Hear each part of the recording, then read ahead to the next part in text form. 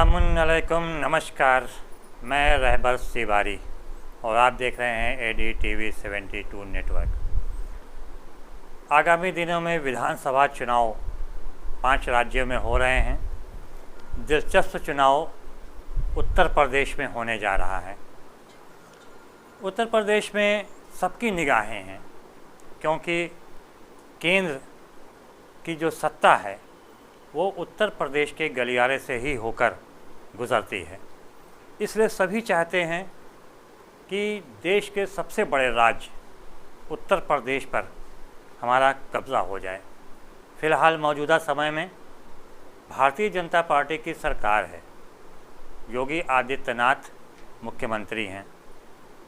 भाजपा का सबसे बड़ा पूरा फोकस जो है मौजूदा समय में वो सिर्फ़ और सिर्फ उत्तर प्रदेश पर है, क्योंकि पंजाब में हालत ख़राब है किसान आंदोलन के चलते।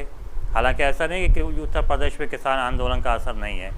पश्चिम क्षेत्रों में अगर देखा जाए तो किसान आंदोलन का असर है। लखीमपुर खीरी का जो कांड हुआ उसकी वजह से भी कुछ असर पड़ा है।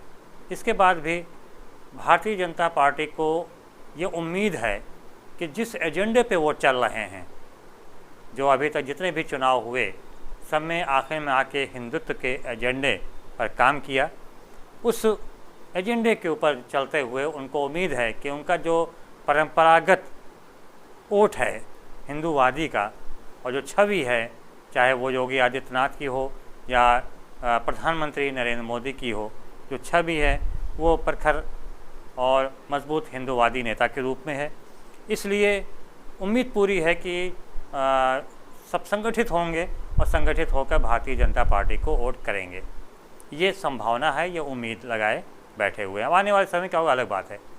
दूसरी तरफ देखा जाए तो समाजवादी पार्टी, अखिलेश यादव ये छोटे छोटे दलों को लेकर अपने साथ जोड़ने का कार्य कर रहे हैं, लेकिन अभी ये नहीं तय कर पा रहे कि आखिर किसे हम कितने सीटें दें।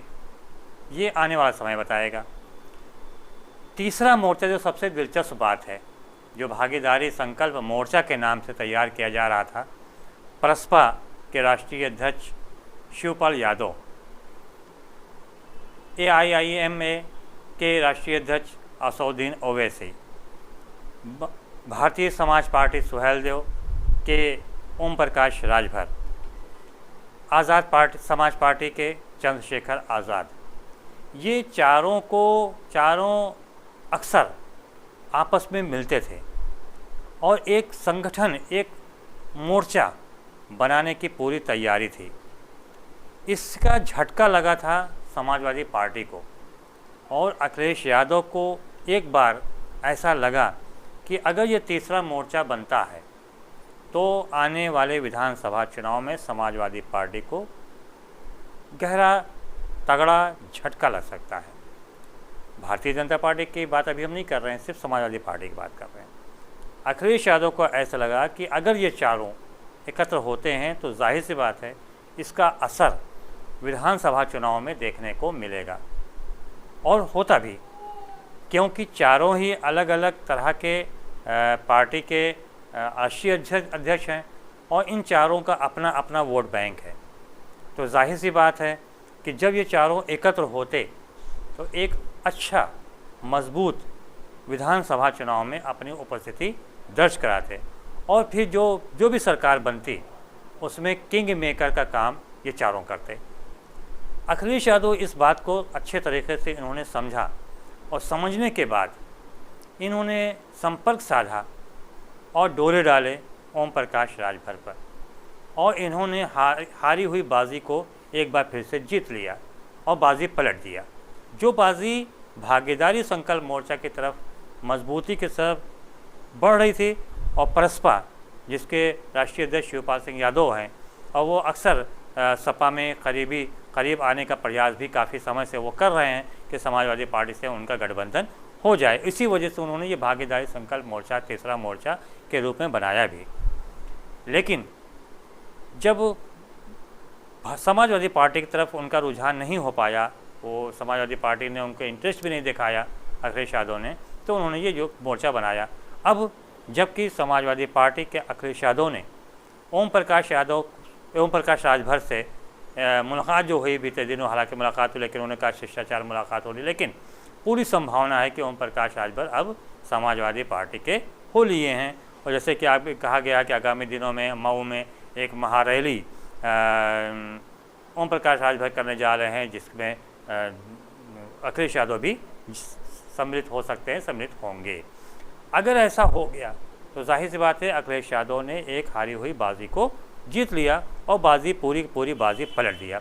अब सवाल ये आता है कि अगर ओम प्रकाश राजभर समाजवादी पार्टी के साथ गठबंधन बनाते हैं तो इन तीनों का क्या होगा? चंद्रशेखर आज़ाद का, दूसरे उनका असदुद्दीन ओवैसी और तीसरे प्रसपा, क्या ये तीनों भी समाजवादी पार्टी में से गठबंधन करेंगे या समाजवादी पार्टी इनको अपने से दूर रखेगी, सिर्फ ओम प्रकाश राजभर को ही अपने साथ रखेगी?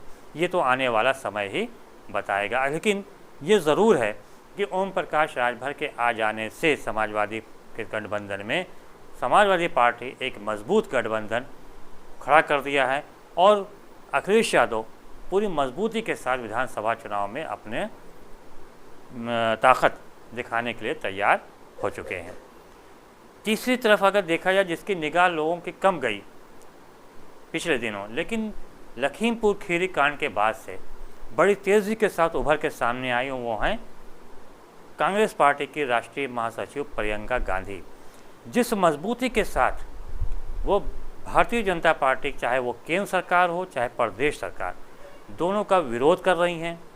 लखीमपुर खीरी कांड को लेकर जिस प्रकार से उन्होंने स्टैंड किया, कानपुर वाले मामले में किया, अलीगढ़ वाले मामले में किया, इसके अलावा हर मामलों को बड़ी मजबूती के साथ वो उठा रही हैं। और सबसे बड़ा पासा उन्होंने जो फेंका है वो कहा है कि हम 40% महिलाओं को टिकट देंगे, युवती छात्राओं को टैबलेट के साथ साथ स्कूटी देंगे। अगर ये उनके एजेंडे में जो शामिल किया है तो जाहिर सी बात है इसका बड़ा प्रभाव विधानसभा चुनाव में देखने को मिलेगा, क्योंकि महिला होने के नाते महिलाएं उनकी तरफ जहां आकर्षित होंगी, वहीं जो छात्राएं हैं जो 18 वर्ष से ऊपर की उम्र पार कर चुकी हैं और वो वोटर बन चुकी हैं, स्कूटी और टैबलेट और स्मार्टफोन के उसमें जो घोषणा किया है प्रियंका गांधी ने, इसके लिए वो सारे के सारे जा सकते हैं कांग्रेस में, उनको वोट दे सकते हैं। इसके अलावा कांग्रेस को अपने ब्राह्मण वोटों से भी बड़ी उम्मीद है, जो कि मुख्यमंत्री योगी आदित्यनाथ से काफ़ी नाराज़ है। तो अगर ऐसा होता है कि ब्राह्मण वोट कांग्रेस की तरफ जाते हैं और महिलाएं कांग्रेस की तरफ मुड़ती हैं, और ख़ास तौर से ये छात्राएं जो हैं जो वोट मतदाता बन के आई हैं, और अगर ये कांग्रेस की तरफ जाती हैं तो हो सकता है कि कांग्रेस का जो परंपरागत वोट रहा है मुसलमानों का, तो हो सकता है कि वो समाजवादी पार्टी के अलावा कांग्रेस में भी जाए। अगर ऐसा होता है तो कांग्रेस पार्टी एक मजबूत स्थिति में उभर कर सामने आएगी और उसको विधानसभा चुनाव में 30 से 35 सीट मिलने की पूरी संभावना है। अगर इतनी सीट मिलती है या इससे ज़्यादा मिलती है तो कांग्रेस किंग मेकर उभर होकर सामने आ सकती है। बहरहाल क्या होगा ये आने वाला समय बताएगा, क्योंकि अभी विधानसभा चुनाव में लगभग 4 से 5 महीने हैं और हो सकता है कि नवंबर दिसंबर तक आचार संहिता लागू हो जाए। तब उसके बाद क्या परिवर्तन होता है, क्योंकि अभी तो काफ़ी उठापटक मची हुई है, भाग दौड़ है, कई पार्टी के नेता एक पार्टी छोड़कर दूसरी पार्टी में जा रहे हैं। तो आने वाला समय बताएगा कि आखिर होता क्या है। तो दोस्तों आज बस इतना ही। हम आगे भी विधानसभा चुनाव को लेकर आपके सामने हाजिर होंगे। अगर आपको हमारा वीडियो पसंद आया हो तो लाइक कीजिएगा, कमेंट कीजिएगा, शेयर कीजिएगा, और जो लोग नए हैं वो सब्सक्राइब से हमारे चैनल को सब्सक्राइब ज़रूर कीजिएगा, ताकि आपके पास समय रहते देश विदेश की खबरें समय पर पहुंचती रहें। इसके अलावा जो राजनीतिक उठापटक है उसके बारे में भी आपको जानकारी होती रहे। शुक्रिया, धन्यवाद, जय हिंद, जय भारत।